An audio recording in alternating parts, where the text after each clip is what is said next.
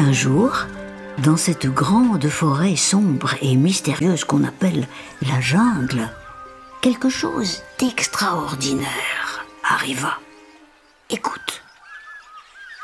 Ce jour-là, les animaux sauvages furent surpris par des cris. Mais des cris qu'ils n'avaient encore jamais entendus. Des cris de petits bébés d'hommes. L'énorme et redoutable tigre Shere Khan sentit de très loin la délicieuse odeur de ce petit bébé. Et aussitôt, il se mit en route pour le dévorer. Mais Bagheera, la panthère noire, le découvrit avant lui.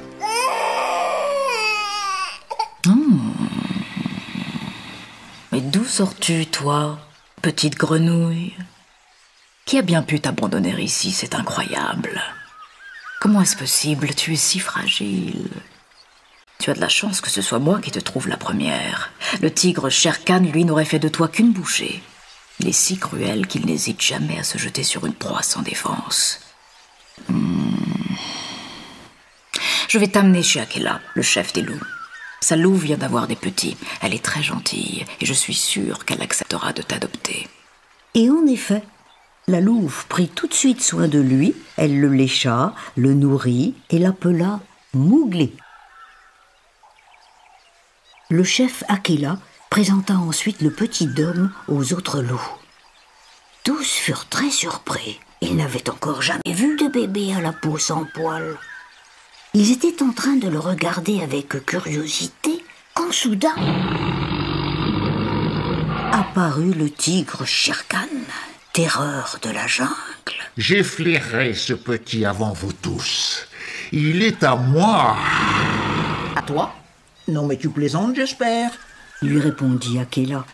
C'est Bagheera qui l'a trouvé, et c'est notre famille qui l'a adopté. Une masse énorme alors s'avança. C'était Baloo. Ce gros ours était très respecté pour sa bonté et sa sagesse. Aussi, tous firent silence pour écouter ce qu'il avait à dire. Ce petit homme ne t'appartient pas, Shere Khan. La famille d'Akela l'a accueilli, c'est donc avec les loups qu'il grandira. Et je lui apprendrai moi-même ce qu'il devra savoir sur la jungle. Voilà. C'est ainsi que le tigre, ce fauve si redouté, dut repartir bredouille et profondément vexé.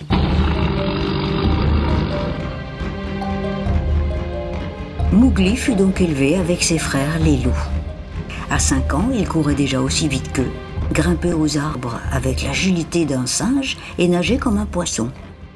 L'ours Baloo lui avait appris à respecter les habitudes des animaux, à se méfier des plus féroces et à protéger les plus faibles. Il était très fier de son petit élève, de son Minus sans poil, comme il l'appelait pour plaisanter.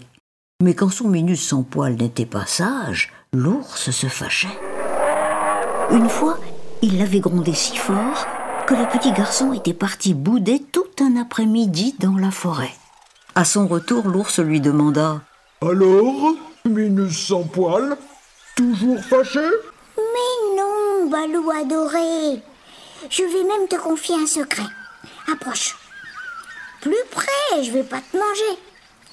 Je serai bientôt le chef d'une très grande tribu. » Ah bon? Oh. Et laquelle, s'il te plaît? Des gentils singes m'ont offert des bananes pour me consoler. Et ils m'ont dit que si je les suivais, je deviendrais leur chef. Et même que... Oh, ne fais surtout pas ça, petit. Ils ne savent que mentir, que pousser des cris idiots, que se chercher des poux dans la tête ou se balancer de liane en montrant leurs fesses. Faut jamais leur faire confiance. Tu m'entends, Minus sans poil? Jamais.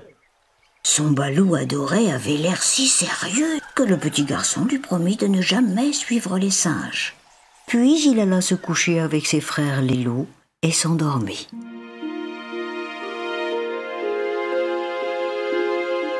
Mais voilà, lorsqu'il se réveilla, il se retrouva tout là-haut dans les arbres. Les singes l'avaient enlevé et l'emportaient en bondissant de branche en branche à travers la jungle.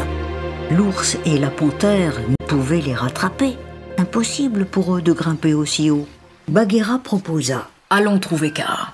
Lui seul peut nous aider. Excellente idée, ma jolie. Il est leur pire ennemi. Approuva Balou en essayant de rattraper la panthère, déjà partie à la recherche de Kaa. Mais qui était Kaa? C'était un serpent immense, d'au moins 10 mètres de long, d'une force incroyable, et qui réussissait à se faufiler à la vitesse d'un éclair jusqu'à la cime des arbres. Il avait en plus un pouvoir extraordinaire qui faisait très peur aux singes. Rien qu'en les regardant fixement de ses yeux jaunes et brillants, il les paralysait, au point que les singes ne pouvaient plus faire un geste. Pas même une petite grimace de rien du tout. Kaa les détestait.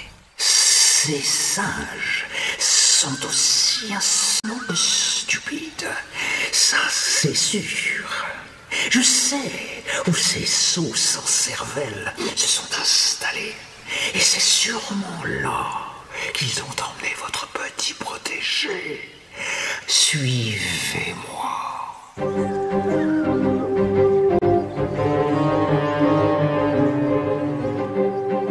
Le soleil se couchait quand ils arrivèrent au vieux temple en ruine où Mowgli était prisonnier.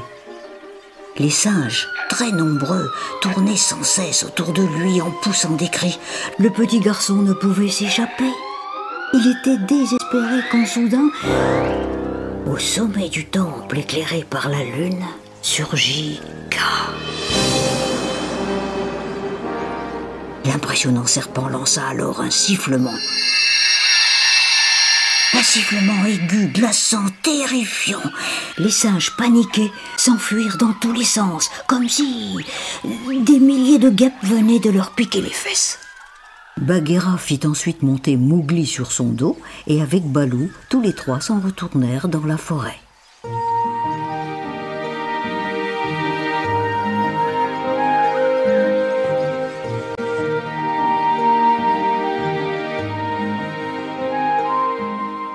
Des semaines, des mois, plusieurs années même passèrent.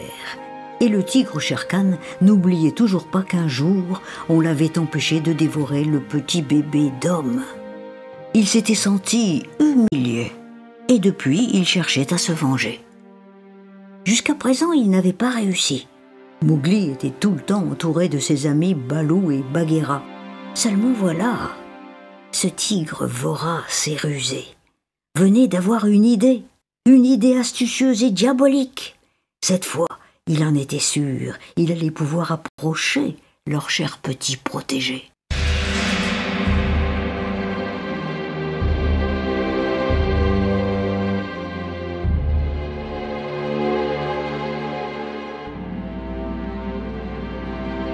Un soir, Bagheera surprit Shere Khan en train de comploter avec 2 jeunes loups. Cela l'inquiéta. Elle s'approcha d'eux en douce pour les écouter, et ce qu'elle entendit l'épouvanta. Mowgli était en danger. Elle passa la nuit à chercher une solution pour le sauver. Elle n'en trouva malheureusement qu'une, une seule. Dès le lendemain matin, elle en parla au jeune garçon. Écoute, petite grenouille, Oh, ne m'appelle plus petite grenouille. Je suis grand maintenant. C'est vrai. Et justement, mon grand, j'ai quelque chose d'important à te dire. Mais arrête de tripoter cette liane, s'il te plaît, écoute-moi. Nous avons un problème, un sérieux problème. Je suis navrée de te dire ça, mais nous devons prendre une décision. Voilà, tu ne peux plus rester ici. C'est trop risqué. Tu dois quitter la jungle, retourner chez les hommes, ta vraie famille. Mais ma vraie famille, ce sont les loups. C'est toi et Balou. Tout le monde m'aime ici. Non, ne crois pas ça, petite grue, mon grand. Ne crois pas ça. Ceux qui veulent que tu t'en ailles sont de plus en plus nombreux. Mais pourquoi? J'ai rien fait de mal. Sais-tu ce que Shere Khan raconte aux jeunes loups pour qu'aujourd'hui tous se méfient de toi? Il leur dit que tu feras comme les autres hommes qui viennent dans la jungle, que tu nous captureras et nous tueras. et tous le croient. Mowgli, consterné par ce qu'il venait d'apprendre, restait silencieux. Bagheera alors ajouta: Il y a bien un moyen d'effrayer tes ennemis. C'est le feu. Nous autres, les animaux, nous avons très peur du feu. Le feu? Mais où je peux en trouver? Devant chaque maison des hommes, il y a un pot où une flamme brûle jour et nuit. Va prendre un de ces pots si tu n'en as pas peur, et rapporte-le. Ce soir, les loups vont se rassembler. Shere Khan sera sûrement là. Le jeune garçon courut de toute la vitesse de ses jambes jusqu'au village le plus proche.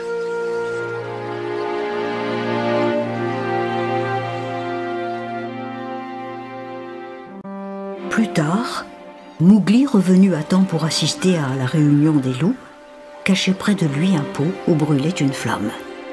Les jeunes loups, rassemblés autour de Shere Khan, étaient déchaînés. Tous hurlaient que le petit Dom n'avait rien à faire dans la jungle et qu'il fallait s'en débarrasser. Je sais, moi, comment vous en débarrasser. Ça fait si longtemps que je rêve de m'en régaler. Rugit le tigre en bavant d'envie. Mowgli se dressa alors d'un bond avec une branche enflammée à la main. Les jeunes loups effrayés rampèrent. Shere Khan, surpris, ne bougea pas. Mais quand il sentit la flamme du garçon s'approcher tout près de ses moustaches, il recula. Il recula lentement, en grognant de rage, les yeux pleins de fureur. Et dans l'obscurité de la forêt, il disparut.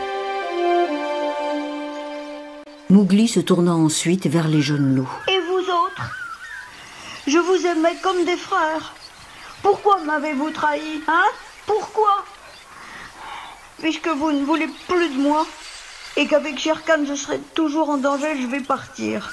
Mais avant, je veux vous prévenir que si vous faites confiance à ce tigre fourbe et cruel, vous le regretterez.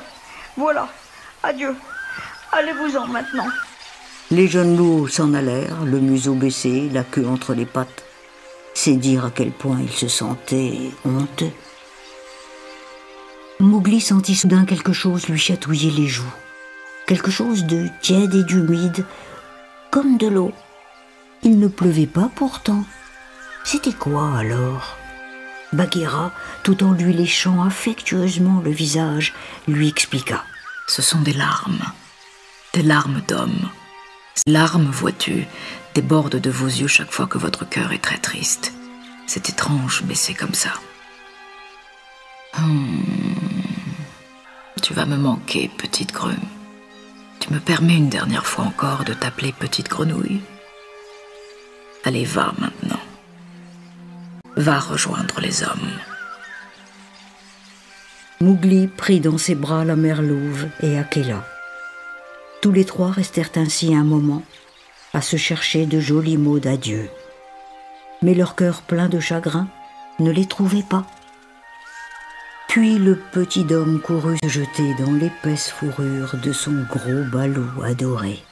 Et là, ces curieuses petites rivières d'eau salée que les hommes appellent des larmes recommencèrent à couler, sans qu'ils puissent les retenir. Les poils du gros ours en étaient tout mouillés. Allons, Fit Balou très ému aussi. n'es-tu pas le plus courageux de tous les minus sans poils? Si. Alors, prouve-le-nous encore une fois. Hein? Mowgli prit une grande respiration et s'en alla.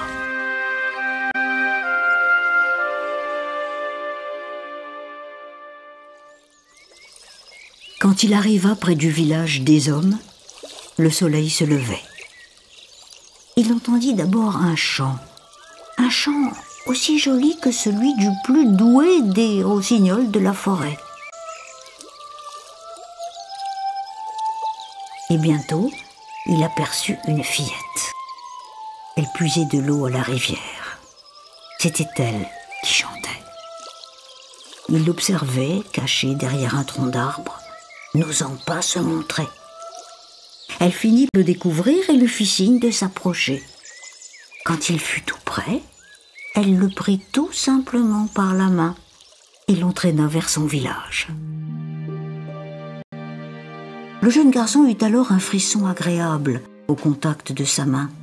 Aucun animal dans la jungle n'avait une peau aussi douce. Aucun animal non plus ne réussissait comme elle et en moins d'une seconde à rendre son visage plus lumineux, plus beau.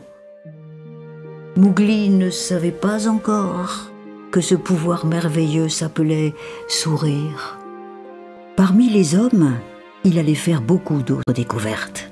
Mais jamais, de toute sa vie, tu vois, il n'oublia ses amis de la jungle. Jamais.